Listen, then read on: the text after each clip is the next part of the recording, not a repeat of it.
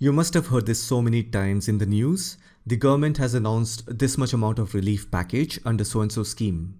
Not just the government, even the Central Bank, Reserve Bank of India also announces certain economic relief packages.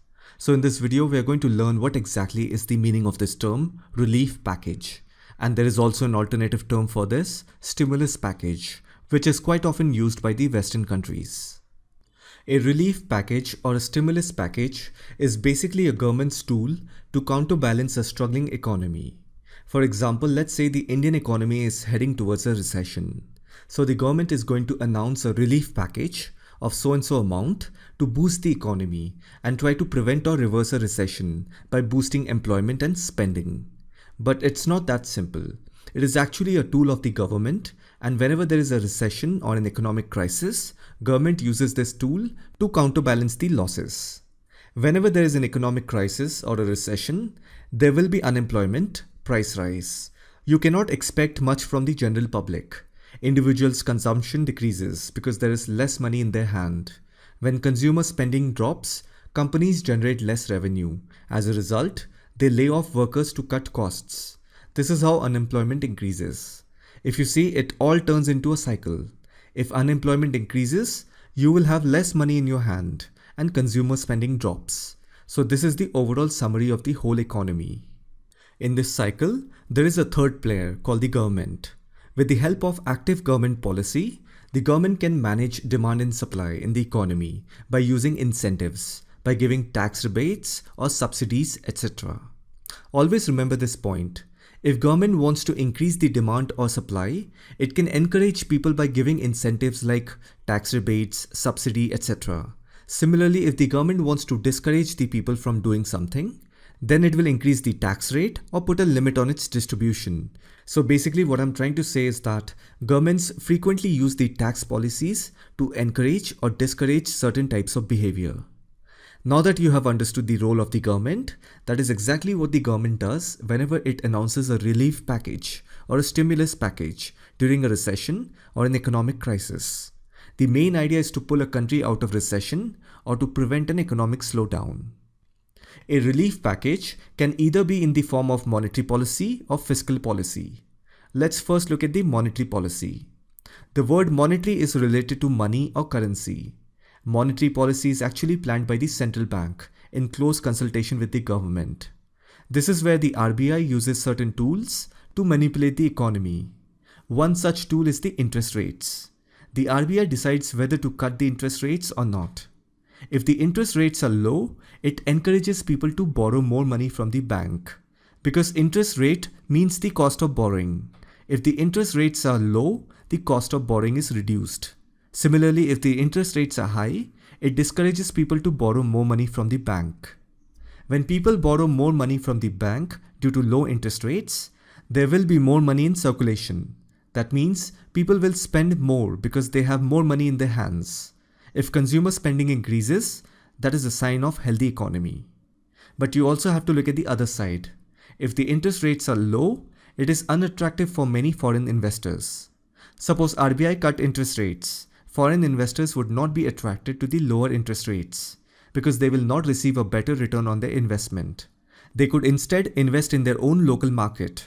So what the foreign investors commonly do is they borrow or withdraw money from their local market when the interest rate is low and invest in foreign countries' market at a high interest rate.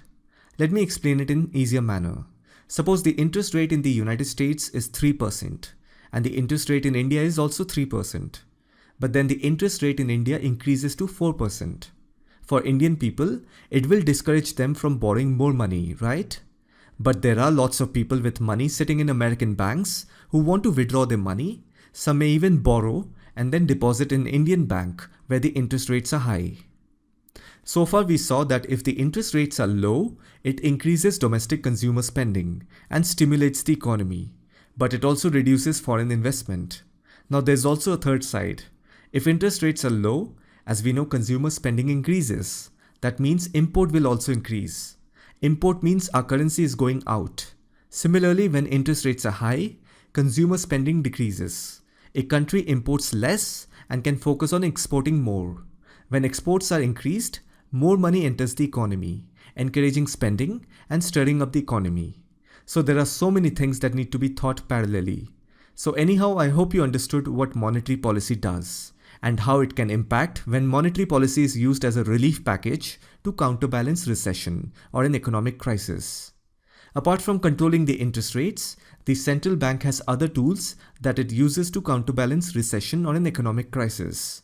They are buying or selling government bonds, regulating foreign exchange rates, and the RBI also decides how much money banks are required to maintain as reserves.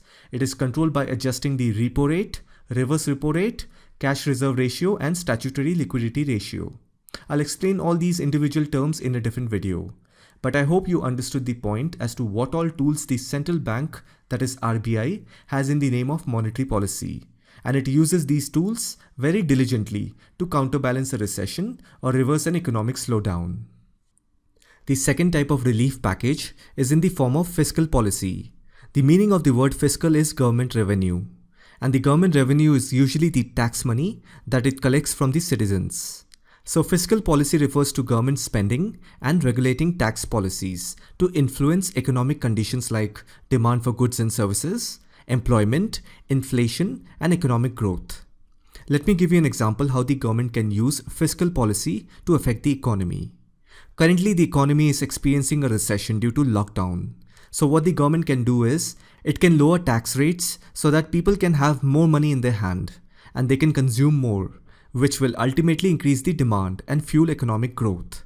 The logic behind this approach is that when people pay lower taxes, they have more money to spend or invest, which increases demand due to more consumer spending. That demand makes big firms to hire more people, which then decreases unemployment. In turn, this provides consumers with more income to spend and invest. It's a cyclic process. So lowering tax rate is one way of using the fiscal policy to counterbalance a recession. There is another way the government can counterbalance the recession. It can increase its spending. Currently, the Indian government actually spends most of our tax money on interest payments, defense, food subsidy, welfare schemes, and pension. Other kinds of government spending also include spending on infrastructure like highways, roadways, etc., then healthcare, or any kind of goods and services, which creates future benefits like increased output and employment. So any kind of change in government spending is a major component of fiscal policy, and it is very carefully used to stabilize the economy. Now during this lockdown, you must have seen that the Government of India and many state government decided to distribute free food grains to poor people. The government also directly transferred cash money in the bank accounts of women, poor senior citizens and farmers under the scheme Pradhan Mantri Garib Kalyan Yojana and Pradhan Mantri Kisan Scheme. So this kind of government spending is called welfare spending. This kind of relief measure by the government comes under the fiscal policy. But it is not that easy as you think. This kind of government spending or relief package can be ineffective if the people choose to save the money instead of spending it. Because the whole idea behind a relief package or a stimulus package is to increase consumer spending.